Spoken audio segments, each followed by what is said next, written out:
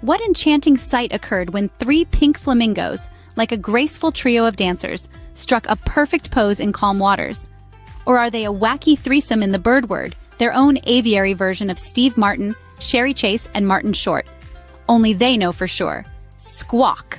It's exciting to take pictures of these special places that people might not even know exist. That day, I was taking pictures of a bunch of flamingos living together. I sloshed through the shallow water for a while, looking for cool ways to arrange the birds in my photos. Then out of nowhere, I spotted them. 3 flamingos, pink as bubblegum, posing in the water.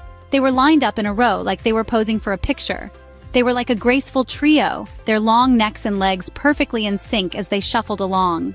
The one in the middle was the tallest, like the captain of the team. It stood tall with its head held high, its pink feathers glowing in the sun.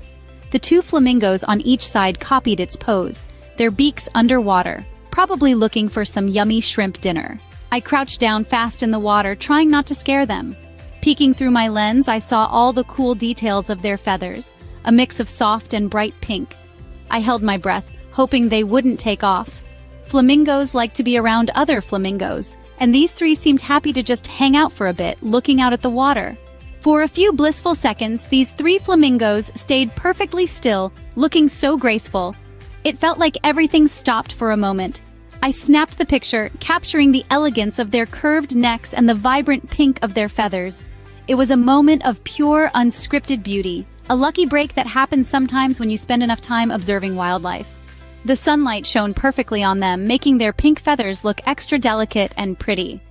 It was like everything came together in one amazing moment, captured in a single picture. This photo is one of my favorites now. It reminds me that sometimes you just need to be at the right place at the right time, with a little bit of luck, to get an awesome wildlife photo. This picture isn't just about how cool the flamingos look. It also shows how peaceful I felt that day in the swamp. It's like the picture captured the feeling too.